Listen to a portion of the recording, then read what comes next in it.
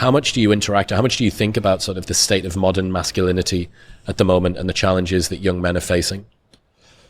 I've recently started to think about it a lot more. I think it's been surfacing more, and it's a weird like balance, because people like Andrew Tate are saying like we need more masculinity, we need more aggression, we need like X, Y, and Z, and I think I agree with that on one level for like a little bit, but there's also a section of men who just feel alone, like myself, who felt like they have to hold things in and that they shouldn't share their emotions, that they don't lean on people, and that they should just carry stuff in and they need to be X, Y, and Z to be like good enough.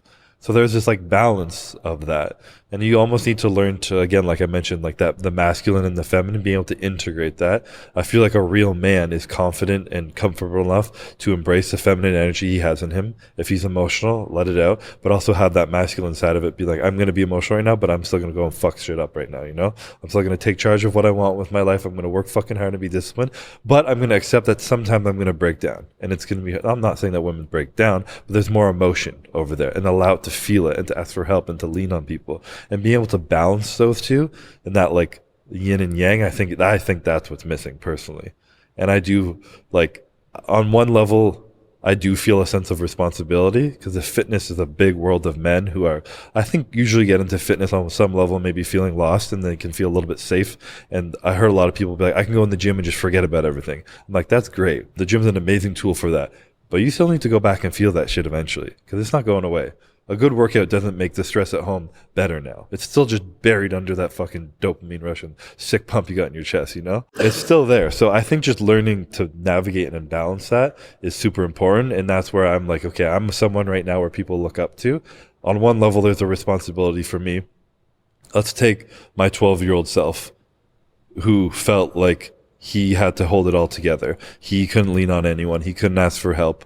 And I just remember this time I was in the hospital a few years ago, and I didn't tell my parents. I didn't want to tell them because I didn't want them to be stressed and anxious.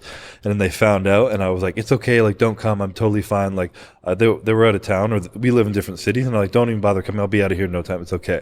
And I thought about that, and I broke down crying again. And I was like, why didn't I ask for help? I felt so scared and alone. And just to have my mom sitting beside me, I'm a man, I'm 20 years old at the time, it would have felt better, but why am I so scared to ask for help? You know, like, why do you think you are scared to ask for help? Part of my childhood of just feeling like, I saw my dad, who didn't really need help. My mom was busy. They were both super busy with work, and they gave me everything that they could, but they came from families who didn't know how to show them kind of love and support, and they came from, so there's all these generations of this pain who don't know how to express themselves. And then I think, honestly, my parents jumped about 10 generations worth of progress of who they are and how they showed me love and vulnerability as much as they could, but there's still stuff missing. And now I would like to jump a few generations as well and hopefully help my kids. But there's always a gap of with a kid where we're going to miss something. And I think a lot of that does come from my childhood.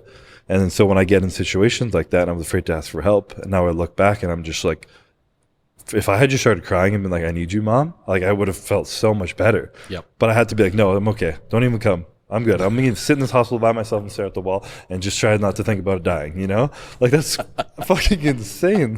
I don't know why I did that. Well, what would you say? Okay, so, you know, there's a lot of guys listening who say that resonates with me. I feel like I struggle to open up. Like, I find it hard to embrace the fears and the insecurities and stuff that I have. What have you found as a good first step, or as the first steps that's good for those guys to take to move forward? It's definitely tough, and it's depending on the situation in your life.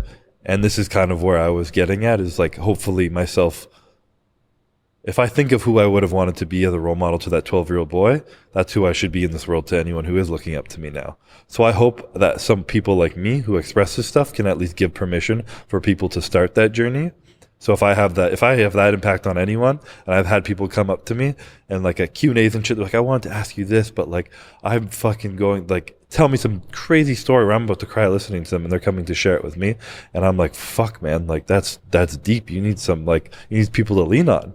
And they're like, I don't know what to do. So my advice to those people would be to understand that hopefully you have someone in your life who loves you. And if they love you, they want to help you. They might not know how to ask you because they weren't given that help. So sometimes you have to put yourself out there and be like, and just open yourself up to them and allow them to see deep inside you. Because not everyone can read your mind and like dive deep into your skull just because of your like you have a different look on your face today or Yes, something. You know? yes. So if you have people you love, lean into them. And if you really don't feel safe with anyone in your life, that's scary. And I feel horrible for anyone who feels that alone, but find a therapist or something. I did have people I could lean on and loved in my life, but I went to a therapist before even them. And back in 2020, when I told you that thing I can't talk about, that was really hard on me.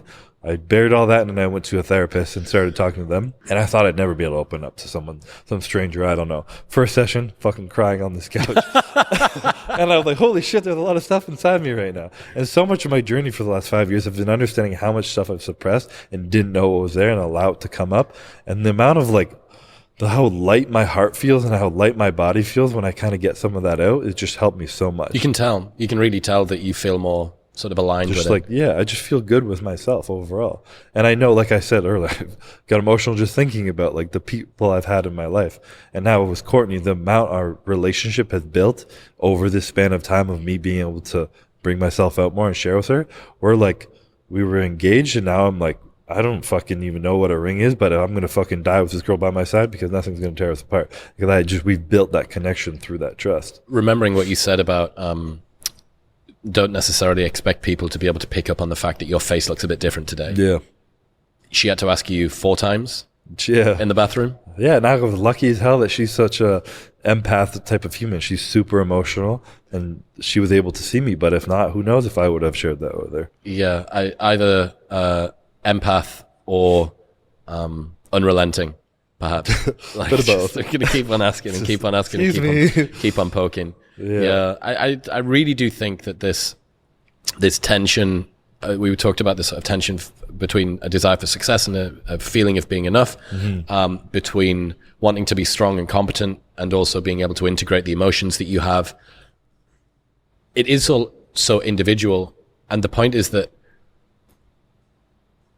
trying to take any one philosophy from someone and saying, I am going to take the Andrew Tate, or I'm going to take the Chris Bumstead, or I'm going to take the Chris Williamson approach to this sort of a thing, fundamentally doesn't work because the drivers that you have are completely different. Yeah. And I think that the only thing which really does scale is, okay, try and find out what's true in you. Try and find out how you actually feel about these things. I have a friend who's staying in Austin at the moment, a guy called George, and when anybody asks him about his childhood, and everyone's supposed to have got shit from their childhood, he has nothing. Yeah. He has absolutely nothing. My childhood was fantastic. Did you ever get bullied? No, I had loads of good friends, and I have no baggage, I have no trauma, I have no nothing. So for him, the solution is completely different. Yeah. The solution is completely different to the one that it is for maybe me or you. And yeah, I think. And there's still a potential that he's looking back with rose-colored glasses. Oh, yeah. And that he just kind of pushed a few small things aside. And now some stuff might make him feel triggered or insecure or embarrassed. And he just it's normal, just kind of push it over and move on. But he doesn't even see it. I'm not saying that's true. Might be. But it's possible. If he breaks down crying this week in the... Just go home and poke him and be like, are you good? Are you good? Yeah, are you good? 5 times. Yeah. Say 5 times. I do think, though, breaking that stigma that both can coexist in a alpha male. Too, for men, you can be this fucking killer who cries, you can. And I mean, I'm not a deep religious person, but you look at someone like Jesus Christ. The night before he got crucified, the Bible says he was weeping. He was scared. When he was carrying the cross, he was stumbling, he was falling. He had to have people help him. This is the epitome of the archetypal, human, and he struggled, he cried, he was scared, and he was sacrificed for everyone. That's a story that's as old as time that was equally showing that.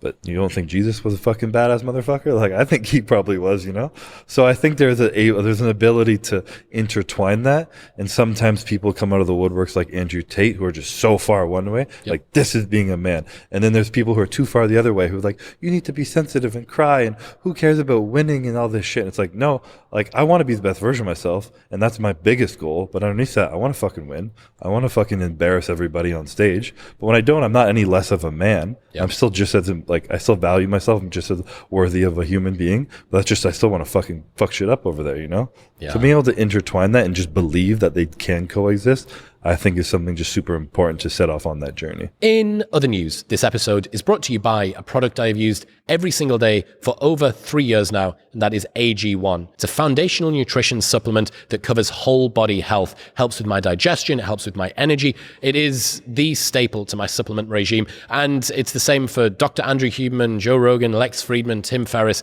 All of them have been using it for a very long time, and that's because They invest in the highest quality ingredients, and they've upgraded the recipe 52 times over the last decade as new research has come in. Also, there is a 90-day money-back guarantee, so you can buy it and try it for 89 days, and if you do not like it, they will give you your money back. If you're looking for a simpler, effective investment for your health, try AG1. Get 5 free AG1 travel packs, plus a year's supply of vitamin D, and that 90-day money-back guarantee by going to drinkag1.com/wisdom. That's drinkag1.com/wisdom.